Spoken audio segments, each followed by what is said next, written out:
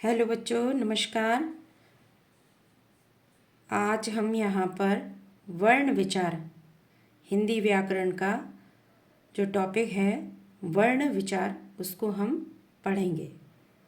तो आप जो भी यहाँ पे समझाया जा रहा है उसे अपने हाथों से नोट डाउन करें ताकि वो आपको अच्छे से याद रह सके। आप सोचेंगे स्क्रीनशॉट लेकर हम ऐसे पढ़ते रहें, नहीं। उससे क्या होगा कि आपको लंबे समय तक आपकी मेमोरी में नहीं टिकेगा। वो जो जो भी शब्द हम लिखते हैं अपने हाथों से वो हमारी मेमोरी में अधिक समय तक टिका रहता है। तो मेरी आप लोगों से यही कहना है कि जो भी यहाँ पढ़ाया जा रहा है उसको आप अपने हाथों से अपने नोटबुक में नोट डाउन करें। तो शुरू करते हैं आज का टॉपिक वर्ण विचार। वर्ण विचार में सबसे पहले हम वर्ण पढ़ेंगे। तो भाषा की सबसे छोटी इकाई, भाषा की सबसे छोटी इकाई को हम क्या कहते हैं? वर्ण, या हम कह लेंगे ध्वनि। भाषा की सबसे छोटी इकाई को हम वर्ण कहते हैं या ध्वनि भी कह सकते हैं। अब देखिए ध्वनि क्या है। जो जैसे हमने कोई भी एक वर्ण सुना, क, ट, च, अ, ये सब क्या है? हमने ध्वनि सुनी। तो वर्ण, जो ध्वनि होती है वो वर्ण का मौखिक रूप होती है। ध्वनि होती है जो वर्ण का मौखिक रूप होती है, और जो वर्ण होते हैं वह ध्वनि का लिखित रूप होते हैं। ठीक है, ये थोड़ा सा आप ध्यान रखिए। अब हम पढ़ेंगे कि कई जगह पर हमने देखा होगा कि वर्ण अक्षर एक ही है क्या। तो थोड़ा सा इस पे हम विचार करेंगे। अक्षर का क्या अर्थ है? अ का मतलब होता है नहीं, और क्षर का मतलब होता है विनाश, यानी जिसका विनाश ना हो, जिसका क्षरण ना हो, वो है अक्षर। इसकी परिभाषा लिखेंगे, न क्षरति इति अक्षरा। माना अक्षर जो होता है अविनाशी होता है, उसका कभी भी क्षरण नहीं होता है। इसको थोड़ा सा अंतर करके हम स्पष्ट करेंगे कि अक्षर और वर्ण में क्या अंतर है। कई जगह पर ये बोला जाता है कि अक्षर और वर्ण एक ही है। तो थोड़ा सा हम अंतर जान लें कि अंतर क्या है। जैसे कि हमने कमला, कमला एक शब्द लिखा, तो इसको जब हम इसका वर्ण विच्छेद करेंगे तो किस प्रकार से आएगा? क और नीचे हल आएगा जो कि व्यंजन है, फिर अ, क्योंकि हमें पता है कि जब हम किसी व्यंजन में स्वर जोड़ते हैं तब वह पूर्ण अक्षर या पूर्ण वर्ण बनता है। जैसे अभी इसको हम पूर्ण नहीं कह सकते, इसमें हल लगा हुआ है। ठीक है, जब किसी व्यंजन में स्वर को जोड़ा जाता है तभी वह पूर्ण वर्ण कहलाता है, अक्षर कहलाता है। इसी प्रकार थोड़ा सा हम समझेंगे इसे।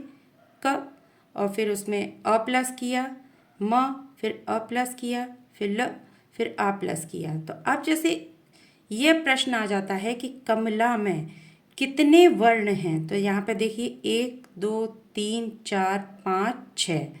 तो यहाँ पे उत्तर क्या आएगा अपना? वर्ण 6 है। कमला में कितने वर्ण हैं? 6। यदि वो पूछ लेता है क्वेश्चन में कि कमला शब्द में कितने अक्षर हैं, तो देखिए अक्षर यहाँ पे परिपूर्ण हो गया। यहाँ पे क म ला यानी कि 3 अक्षर है। यहाँ पर ये अंतर हुआ। अक्षर कितने हुए हमारे? 3। समझ में आया? इसी तरीके से वर्ण कितने हुए हमारे? 6 कमला शब्द के ही, और कमला शब्द का यदि वो अक्षर पूछ लेता है तो 3 अक्षर हुए। आगे हम चलते हैं कि वर्णमाला, वर्णमाला किसे कहते हैं? तो वर्णों के व्यवस्थित समूह को हम वर्णमाला कहते हैं। वर्णों के व्यवस्थित समूह को वर्णमाला। और यदि ये क्वेश्चन आ जाता है कि लिपि चिन्हों के व्यवस्थित क्रम को हम क्या कहते हैं? ये कई प्रकार से प्रश्न आए हुए हैं और आगे भी आते हैं पेपरों में कि लिपि चिन्हों के व्यवस्थित क्रम को क्या कहते हैं? वर्णमाला। अब देखिए लिपि चिन्ह क्या होते हैं।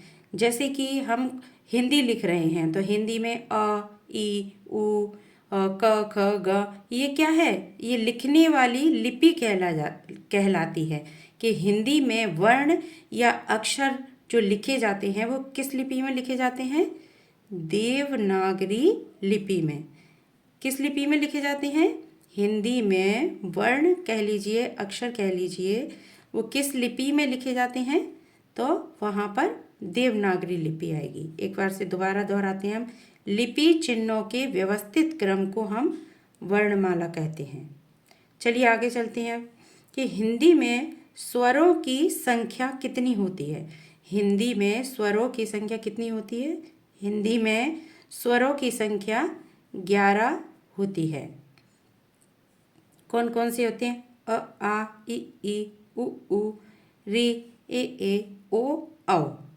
अब देखिए यहाँ पे ध्यान दीजिए कि यदि प्रश्न इस प्रकार से आता है कि हिंदी में स्वरों की संख्या कितनी है तो 11 आएगा। लेकिन इसी प्रश्न को वो घुमा के भी दे देते हैं कि हिंदी में कुल स्वरों की संख्या, तो उस जगह पे कितना उत्तर आएगा आपका? 13। तो जिसमें अंग और आहा जो कि अयोगवाह होते हैं, अंग और आहा जो ना तो स्वरों में उनकी गिनती होती है ना ही उन्हें व्यंजन अलग से माना जाता है। क्योंकि देखिए अब इसकी ध्वनि को हम सुने अंग, तो अ के साथ ना की ध्वनि निकल रही है। इसी प्रकार से अहा माने आ के साथ हा की ध्वनि निकल रही है। ठीक है, समझ में आया कि यदि पूछ लेता है कि हिंदी में स्वरों की संख्या 11, यदि वो पूछ लेता है कि हिंदी में कुल स्वरों की संख्या, तो उस जगह आपके ऑप्शन में 13 सही आएगा। नेक्स्ट है हमारा कि हिंदी में व्यंजनों की संख्या। हिंदी में व्यंजनों की संख्या कितनी होती है? तो 33 जिसे बोला जाता है कि हिंदी में व्यंजनों की संख्या 33। जैसे क, ख, ग, घ, अणा, च, छ, ज, झ, अणा, त, ट, ठ, ड, ढ, अणा, त, थ, द, ध, न, प, फ, ब, भ, म, य, र, ल, व, श, ह। ये टोटल कुल 30 हो गए, सॉरी 33 हो गए। इतना आया समझ में? अब देखिए यहाँ 11 स्वरों की संख्या 11 हो गई, यहाँ व्यंजनों की संख्या 33 हो गई। अब थोड़ा सा कुछ और हम यहाँ पर समझ लेते हैं। अब देखिए संयुक्त अक्षर कितने होते हैं? हिंदी में संयुक्त अक्षर कितने होते हैं? 4। कौन कौन से होते हैं? श, त्र, ज्ञ और श्र। ये चारों, ये क्या हुए? संयुक्त अक्षर श, त्र, ज्ञ और श्र। ये जो है 2 वर्णों से मिलकर बनते हैं, इसीलिए इन्हें संयुक्त अक्षर भी कहा जाता है। अब देखिए उच्चिप्त वर्ण, व्यंजन नहीं, यहाँ पे थोड़ा सा उच्चिप्त वर्ण या कह लीजिए नए वर्ण, जो यहाँ पर हमारा ड और ढ आया था, यही विकसित होकर ड़ और ड़ 2 नए वर्ण आए हुए हैं। ये जो वर्ण हैं ये तुर्की के वर्ण हैं। ये कहाँ से आए हुए हैं? ये तुर्की के वर्ण हैं। सबसे पहले ये तुर्की से आए, तुर्की से अरबी भाषा में आए, अरबी भाषा से फारसी भाषा में आए और फारसी भाषा से हिंदी भाषा में आए। समझ में आया? एक बार दोबारा से समझेंगे। ड़ और ड़, ये 2 उच्चिप्त वर्ण हैं जो कि तुर्की के वर्ण हैं। ये सबसे पहले तुर्की में आए, तुर्की भाषा में, फिर तुर्की से अरबी, फिर फारसी, फिर उसके बाद हिंदी में आए। अब थोड़ा सा यहाँ पर कि हिंदी में मात्राएं कितनी होती हैं, यह कई बार प्रश्न आ चुका है कि हिंदी में मात्राएं कितनी होती हैं। तो हिंदी में मात्राएं 10 होती हैं। आ की, ई, छोटी ई, बड़ी ई, छोटा ऊ, बड़ा ऊ, री, ए, आए, ओ, औ। ये हमारी कितनी मात्राएं हो गई? 10। अब हम जैसे एक क्वेश्चन आता है, एक प्रश्न आता है कि हिंदी वर्णमाला में कुल वर्णों की संख्या कितनी होती है। तो कुल आ जाता है उस जगह पर 52 वर्ण आएंगे। कुल वर्ण कितने होते हैं हिंदी में? 52। अब देखिए किस प्रकार से होते हैं। स्वर हुए हमारे 11, व्यंजन हुए हमारे 33, संयुक्त अक्षर हुए हमारे 4, अयोगवाह जो अंग और आहा है, अयोगवाह है वो हुए 2, और उच्चित वर्ण हैं वो हुए 2। अब देखिए टोटल मिला के कितने हुए? 52 वर्ड।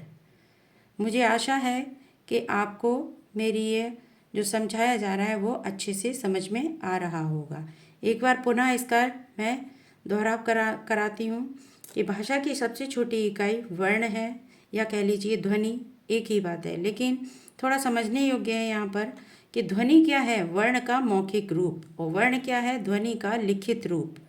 ठीक है, जैसे अ, ई, उ, इस प्रकार से। अक्षर क्या है? जिसका नाश ना हो, जिसका क्षर ना हो, उसे हम अक्षर कहते हैं। थोड़ा सा समझेंगे यहाँ पर अक्षर और वर्ण में अंतर। जैसे कि मैंने अभी समझाया कि कमला, तो कमला का यदि हम वर्ण विक्षेप करें तो ये कितने वर्णों में टूटा है? यहाँ पर 6 वर्णों में। तो यदि वो प्रश्न आ जाता है कि इसमें वर्णों की संख्या कितनी है कमला शब्द में, तो वहाँ पर 6 आएगा। और ये वह यदि प्रश्न इस प्रकार आ जाता है कि कमला शब्द में अक्षर कितने हैं, तो वहाँ पर 3 इसका उत्तर आएगा। तो वर्णों के समूह को हम वर्णमाला कहते हैं, और लिपि चिन्हों के व्यवस्थित क्रम को भी हम वर्णमाला कहते हैं। हमें पता है कि हिंदी में वर्ण या अक्षर किस लिपि में लिखे जाते हैं, तो वह है देवनागरी लिपि। ठीक है, ये मैंने पढ़ाई दिया। यहाँ पर हिंदी में स्वरों की संख्या 11 यदि आ जाता है कि कुल स्वरों की संख्या, तो वहाँ पर 13 आएगा, उसके साथ अंग आहा भी गिना जाएगा। हिंदी में व्यंजनों की संख्या 33, जो यहाँ पर मैंने ये समझाए हुए हैं आपको, क से लेकर ह तक। ठीक है, उसी प्रकार हिंदी में यदि मात्राएं पूछ लेता है तो 10 हैं। आ की, ई, उ, ऋषि, ए, आई, ओ, औ। ये हमारी मात्राएं हैं। उसी प्रकार संयुक्त अक्षर कितने हुए हमारे? 4, छ, त्र, ज्ञ और श्र। उपक्षिप्त व्यंजन या कह लीजिए नए वर्ण आए हुए हैं जो, वो हैं ड़ और ड़। तुर्की के वर्ण हैं ये, तुर्की में आए, फिर अरबी में आए, फिर फारसी भाषा में, फिर हिंदी में आए। कुल वर्ण हुए हमारे हिंदी में 52, स्वर उसमें 11, व्यंजन 33, संयुक्त अक्षर 4, अयोगवाह 2 और उच्चिप्त 2। इस प्रकार सभी का योग करेंगे तो हम 52 वर्ण आएंगे। मुझे आशा है कि आपको बहुत अच्छे से समझ में आया होगा। यदि मेरा वीडियो आपको पसंद आता है, समझ में आता है, तो लाइक, कमेंट एवं शेयर ज़रूर कीजिए। नमस्कार बच्चों, बहुत बहुत धन्यवाद मुझे सुनने के लिए।